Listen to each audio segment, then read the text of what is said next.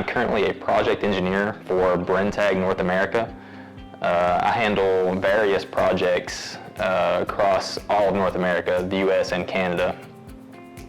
Being with the North American branch, it allows me to, I would say, do 70 to 80% travel with my job title.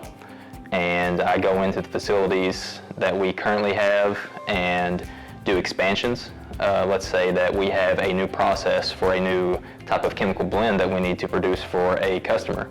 Well, they come to me and say, hey, we need to do this at this volume, and then I kind of get to work with speccing out the blend tanks, the pumps, the piping, the actual chemistry behind the blend itself, kind of from start to finish. I work with the contractors. I do all of the work from start to finish.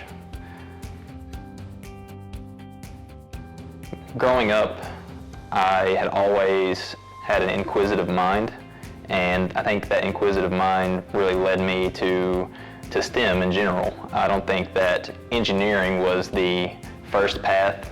You know, as a kid, whenever you're thinking about what you want to do when you grow up, you think, oh, I want to be an astronaut, or oh, I want to, be a firefighter, and that's completely different. But those small steps are what lead you to find your calling.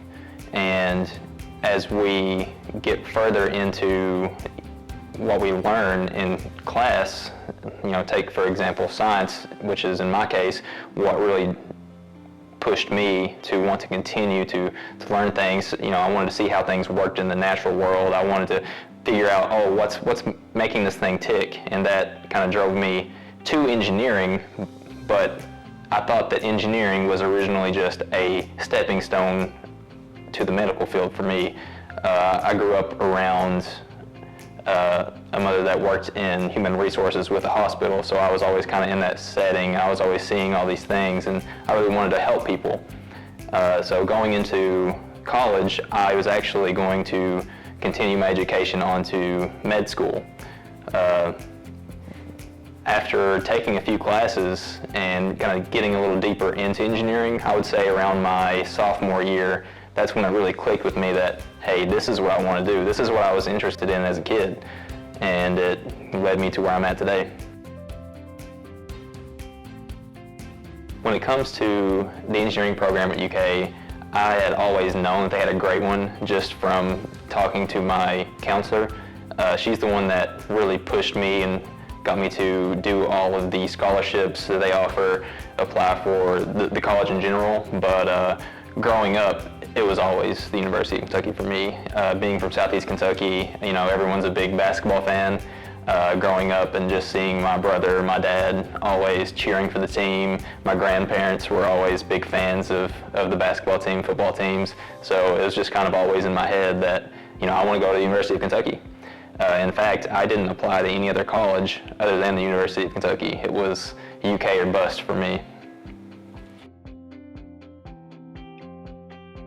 It was pretty easy to make friends at UK. I feel like I was kind of an outgoing person before, but it was extremely intimidating going from a class of, say, 20 to a class of 200 for my core classes. But as I progressed through the College of Engineering, my class sizes kept getting smaller and smaller, and that really helped me make some friends that I would consider lifelong friends. The University of Kentucky's engineering program prepared me extremely well for my job currently. The professors there are great. The other students there helped push me. The curriculum contained a lot of what I do today.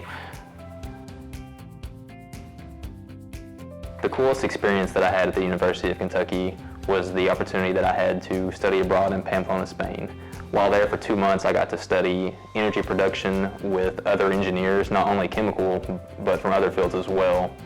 It was a great opportunity, and I'm very thankful for the University of Kentucky, as well as Stan Pigman, for pushing me to do those kind of extras that come with college. I heard about the Pigman Scholarship from my counselor in high school, Denise Jacobs. She was amazing. She really helped me find everything I needed for college, and this was probably one of the most important ones. I think I had a friend that had applied to it the year before but did not get it. But me and one of my best friends, Jacob Crouch, had decided to go into engineering at the same time, and we both applied, and thankfully we got it. And it was such a great experience to not only have a great mentor in Stan, but he was just so hands-on with our success. Stan and Karen just really care about each and every student that they give this scholarship to, and it was just an amazing experience all throughout college. Walking through the doors of the Challenger Center the first time, it was like a gust of wind hits me, and you look up and you just see so many cool things as a kid. You see an astronaut suit that's instantly gets you hooked. You take a walk through the Interactive Science Center, and you see all these cool exhibits, and you really get a hands-on experience with science at such an early age that it just sparks that drive. Why does this do this? Why does that do that? You just can't help yourself but to really start going to every single thing you can. And at the end of the day, I remember not wanting to leave at all, especially coming into mission control. I was part of the comms team. I remember it vividly, just how cool it was being a part of a team, working together on that common goal. I was just fully bought in, and it was a great experience. To get elementary students interested in engineering, I think that it's the small steps toward the greater umbrella of STEM. The Challenger Center is a great resource for this because, as a kid, they're thinking, oh, astronauts, spaceships. That's amazing stuff, right? That's the height of science, in my opinion. But it's just that initial interest that will push them towards gaining an even greater interest in science. And as they continue in their classes and they're studying, outside of it because of that interest, they're going to start branching out. And as they branch out, they'll come to see that engineering, it kind of encompasses the whole spectrum of science, mathematics, all of it.